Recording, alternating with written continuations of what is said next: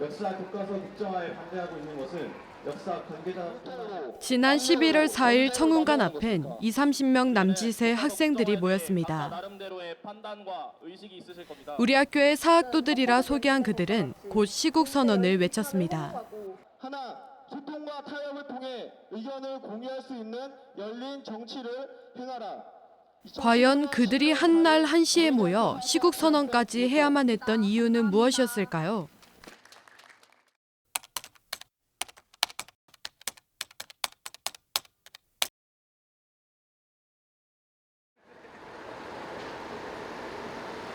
사학도들의 시국 선언이 있은 지로부터 약 3주의 시간이 흐른 캠퍼스. 그곳에서 저희 제작진들은 사학과 학생회장을 만나 이야기를 들어볼 수 있었습니다.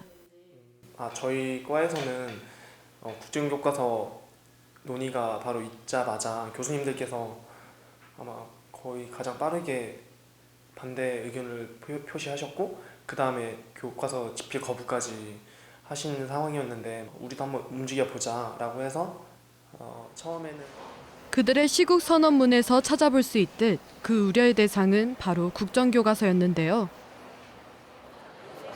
사실 그 논란의 시작은 지난 10월 정부의 행정예고에서였습니다.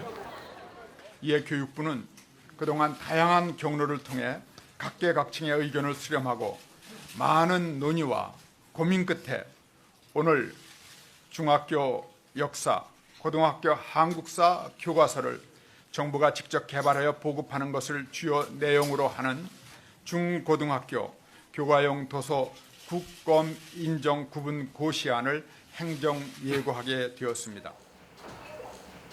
교과서 발행 방식엔 자유발행제, 검인정제, 국정제가 있는데요. 2015년 현재 발행되고 있는 중고등학교 역사교과서는 검인정제입니다. 그런데 정부가 현 역사교과서에 문제를 제기하며 국정교과서로의 변화를 촉구한 겁니다. 하지만 이에 대한 시민들의 여론은 좋지 못했습니다. 실제 한 기관의 조사 결과에 따르면 처음엔 찬성과 반대의 비율이 각각 42%로 동일했는데요. 이후 국정교과서를 반대한다는 의견이 꾸준히 증가했습니다. 그리고 현재는 반대가 52%를 차지하며 과반수를 넘어선 상태입니다. 또한 우리 학교를 포함한 연세대, 고려대 사학과 교수님들의 경우 국정교과서 집필 거부 선언까지 했죠. 학생과 시민, 그리고 학계에 이르기까지 이렇듯 다양한 분야의 사람들이 국정교과서를 반대하는 가장 큰 이유는 국정교과서 그 자체에 있습니다. 역사는 하나의 것이지만 사료는 하나지만 해석은 정말 수만 개로 될 수 있는 그런 학문인데 이런 역사를 획일화시키겠다는 이런 것이 참 문제가 많다고 생각해요. 국정교과서라는 것은 하나의 교과서로 그런 역사관을 고르게 갖추지 못한 채 하나만 배운다는 거잖아요. 일단 국정교과서보다는 검정교과서로 하는 게 아이들의 다양한 역사관을 확립시킬 수 있다고 생각합니다. 즉 국정교과서는 역사 해석의 다양성을 훼손할 수 있다는 건데요.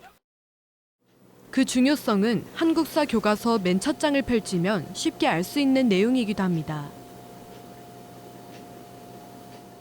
또한 한국사 교과서의 집필진이 국가가 되는 데에 우려를 표하는 사람도 있습니다.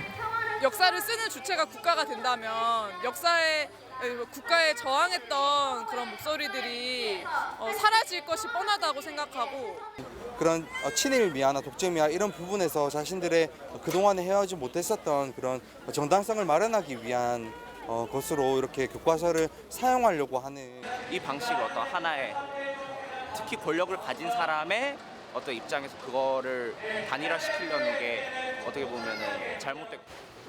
사실 우리나라에서도 국정교과서가 사용된 적이 있는데요. 하지만 그 뒤로 근현대사 부분에 있어서만큼은 검정제가 채택됐습니다. 바로 역사 왜곡 문제가 있을 수 있다는 게 그 이유였죠. 또한 뉴욕타임즈는 2014년 1월 역사가 미화될 가능성에 경계해야 한다고 지적한 바 있습니다. 그리고 국정교과서 집필 거부 선언을 냈던 경희대학교 사학과 박윤재 교수 역시 비슷한 의견을 전했습니다.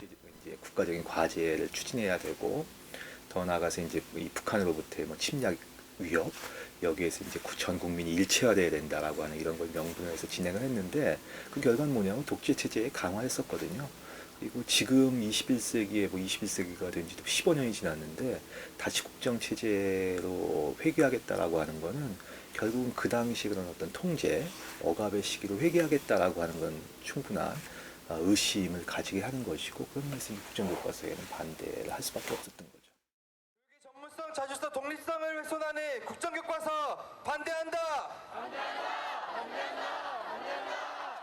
하지만 이런 반대의 목소리가 들림에도 정부의 선택은 처음과 같았습니다. 현행 검정 제도로는 올바른 역사 교과서를 만드는 것이 현실적으로 불가능하다고 하는 것이 확인되었습니다.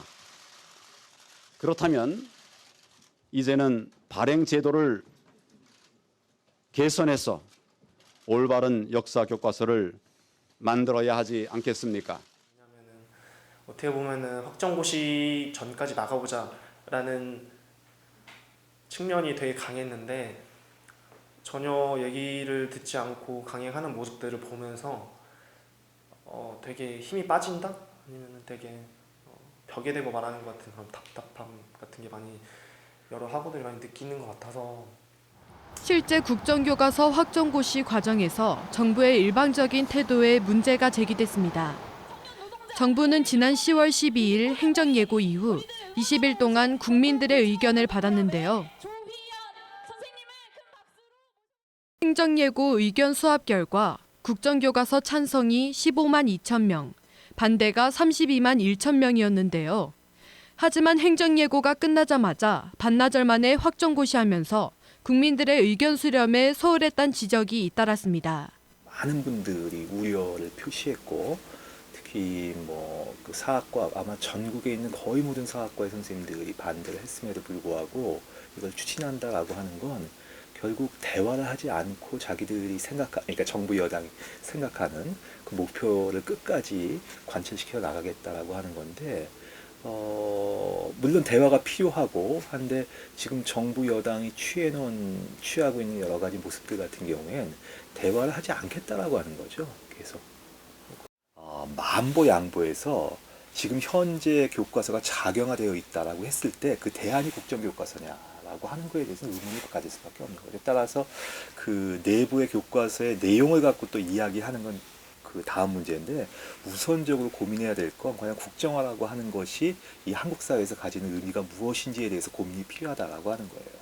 정부 여당이 자신이 생각하는 이른바 올바르다라고 하나의 목표로서 국민들을 하나의 생각으로 만들어 나가려고 하는 게 과연 지금 21세기에 가능한가, 필요한가라고 하는 걸 먼저 생각을 해야 되는 거죠. 국정교과서로의 전환은 지금 이 순간에도 계속되고 있습니다. 정부가 국정교과서 확정고시에서 발표한 그 일정대로 말입니다. 물론 정부의 주장대로 현재 제기된 문제들을 해결한 올바른 교과서가 탄생할 수도 있을 겁니다.